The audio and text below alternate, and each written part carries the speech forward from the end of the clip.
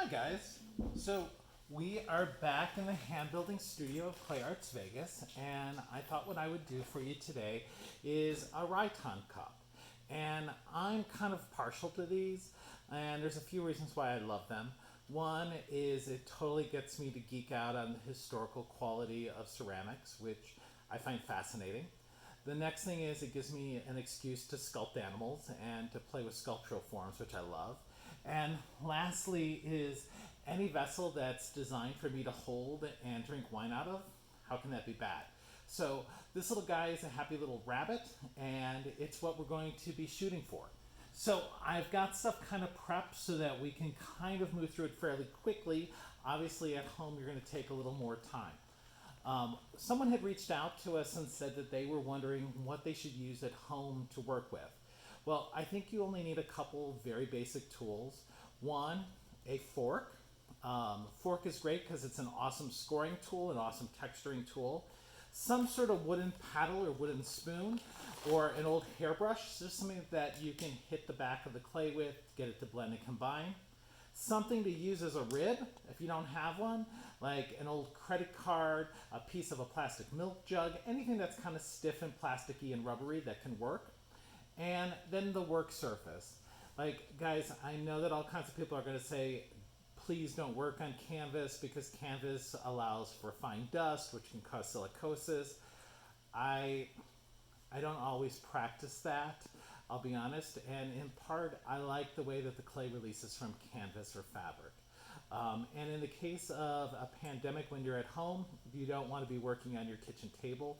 So I would say an old pillowcase is a really great surface. You can work on it immediately before the clay dries out in it, take it outside, rinse it out in a bucket of water, dump the water in the flowers, and you're ready to go. So, to start with, we're going to want a ball of clay. And the base of the body of this is going to be a ball of clay about so big, the size of a peach. Once we get the clay, we're going to hit it back and forth in our hands, and we're going to get this nice, tight, and round. So if you are finding that your clay is too hard to work with, anytime that we're making a pinch pot, or in this case, it's really a pull pot, you're going to want to soak your clay in a wet towel and get it to the right consistency. This clay is pretty soft. It is a blend of Laguna Cone 5 red and brown clays. I have my ball. I'm going to take my thumb and push into my clay body. And my thumb is about a quarter of an inch from my palm. I then am going to start to squeeze the clay. And I'm squeezing and turning with all of my fingers. So those of you that throw, this is really centering. Like we're trying to center our thumb in the middle of the ball. If we have it centered, we're going to get a uniform wall thickness and we're going to get a good shape. Once we've got this so that it's kind of, I'm going to refer to it as a strawberry in shape, we're going to start our pulling. And what I want to do is support the inside with my fingers and slide my thumb from the base all the way to the top. And we're going to keep doing this and keep building it taller and taller and taller and taller. Once I've got the wall to about a quarter of an inch thickness, I'm going to check the inside and do the same. So what we should end up getting is a shape that's kind of like this. So I'm a quarter of an inch thick. I'm kind of a nice ice cream coney shape. I've smoothed out my inside. If you find that you flared a little bit, you can cut a little V in and wedge it and pull it back together. Once we've done that, what I want to do is create a second pinch pot that is going to be the base of my head. I want a smaller ball of clay. This time I'm going to do the same thing, hit it, get it centered, and I'm going to press my thumb in. And this time, instead of getting a strawberry shape, I want to get it flat and more open. So I'm just going to use my fingers and thumbs and push around, opening up a little bowl shape. So what we should get is something kind of like this. At this point, we want to slip and score these pieces together. So I'm going to score around this edge, all the way around. I'm going to score around this edge, all the way around. Put them together, and I'm going to blend that seam. I like to use a little wood tool like this. You at home might not have a little wood tool, So the back of a spoon, anything that can help you blend the clay together. But what I'm going to do is push the clay down on one surface, push the clay up on the other, blend with my finger, and what I should get is a shape that kind of looks like this. So in order to get this shape, one of the things that I'm gonna wanna do is with that seam joint, I'm gonna take my paddle and do a light paddling motion over the whole thing. That light paddling is going to help you combine it, but it's also gonna help you give the shape. So I've got my, I'm gonna call it an avocado. I'm going to sit there and look and try to figure out which side I think looks the most like the top. So in this case, it's this for me. And I'm going to set it down, pointing and facing me, and think about where my animal might have eye sockets. And I'm going to just kind of give that a little depress. Hopefully you'll be able to see that and get a sense of placement for it. Now, the top of this is a little bitty slab that I'm going to hook onto this. So I want to cut a slab that is also about 1/4 inch thick, about 3 inches tall, and about 7 or 8 inches long. On that slab, I'm going to bevel the edges, and I'm not going to be really precise. It doesn't really matter. I just want a little more surface area to join. And I'm going to pull that clay around into a nice little circle, nice little cup, and I'm going to cut my edges. So I'm beveled on both sides. So I have a little bevel on both sides. I'm going to score those bevel marks. I'm going to get them nice and slippy. So I'm just using water in this case. Touch my edges together. So I've got basically a giant napkin ring. And then I'm going to just blend that together.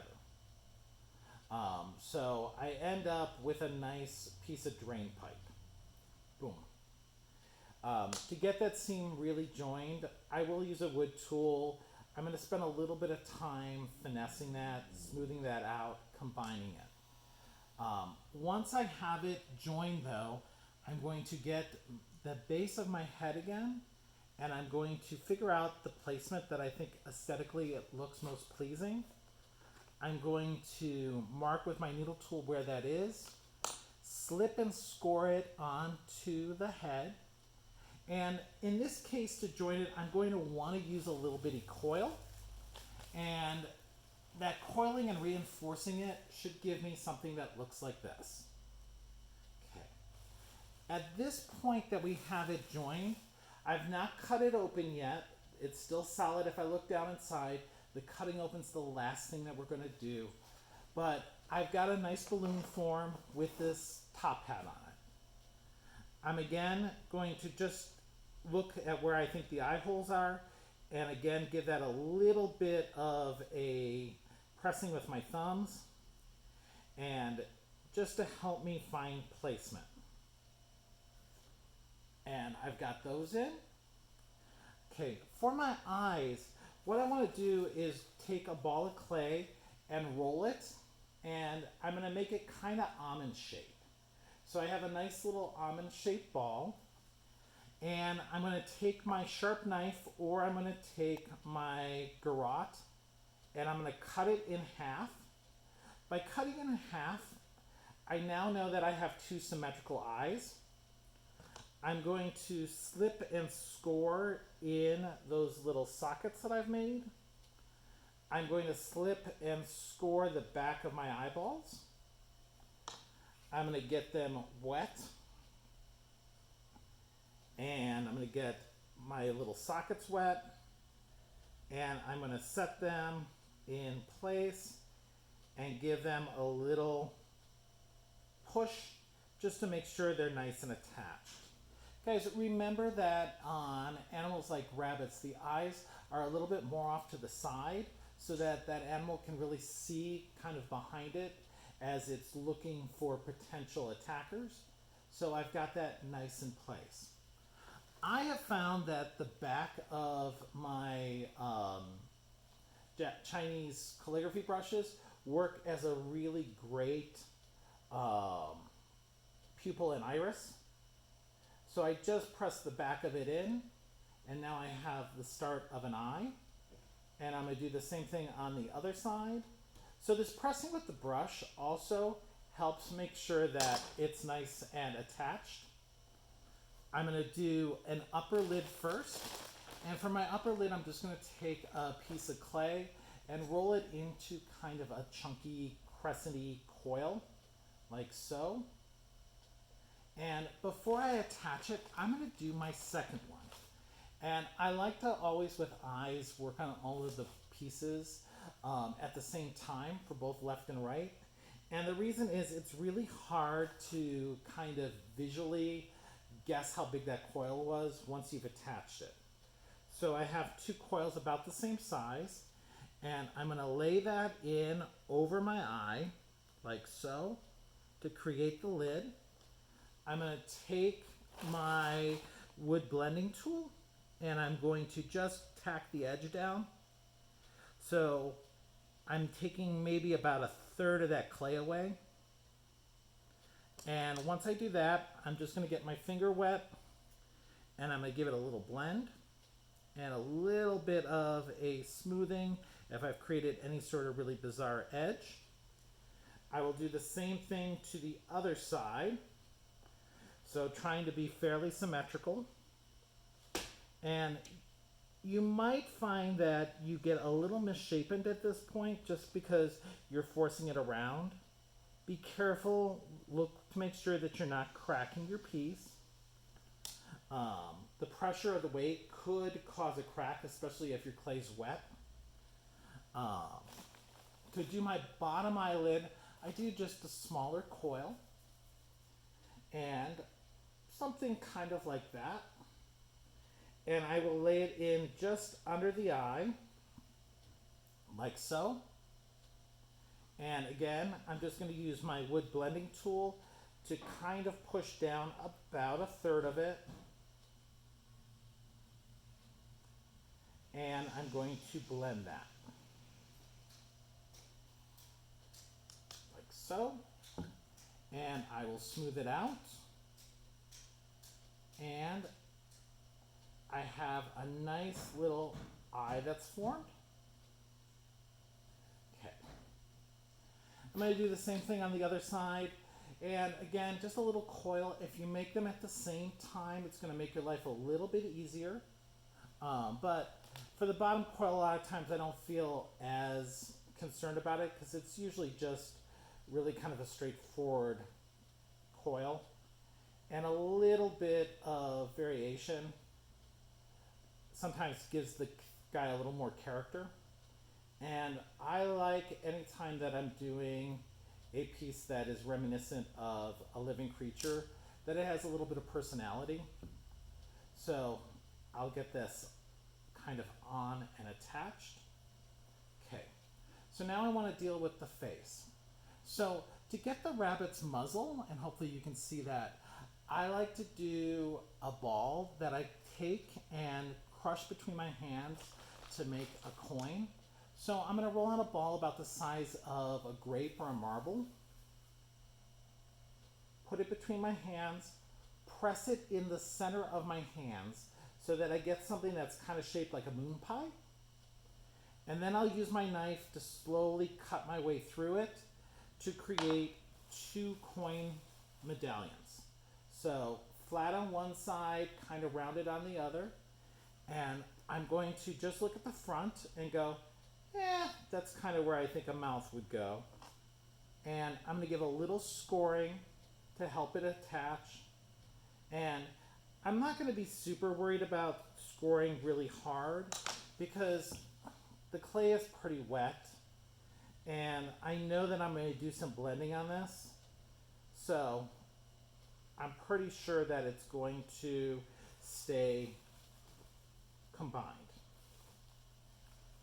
I'm going to get my other half and again give it a light score and put it on, and again just give it kind of a light combine. And you might find that to get the edges to blend, you want to use a bit of a wood tool, but I'm just kind of going around the edges of it, smoothing it out, and then I'll use my finger and my sponge to kind of get that on there. So what I should get is something that kind of looks like that. For my nose, what I'd like to do is kind of make a little tricorn or a little triangle. Again, just grab a little bit of fresh clay, give it a nice little press between your fingers, and get it so that it's about, a little less than a quarter, probably closer to an eighth, and just kind of press it out until it starts looking like a little bunny nose. And what I'm going to do with that is same thing. I'm going to just slip and score it. And score the back of my nose. Get it wet. Set it in place. And I'm liking the look. I'm going to, once I have it in place, just give it a little press. And I don't really want to blend this because I want to keep that nice kind of clean line. So I'm just going to use my wood tool just to rub along that top seam. And by rubbing along that top seam, I know that it's kind of combined and connected. If I have a tool like this little wood one that has a rounded end, I will go and push into my nostril a little bit to help give me more definition in that shape. And by pushing in my nostril, I also am giving myself a nice nasal passage. I want to give myself a little bit of a mouth.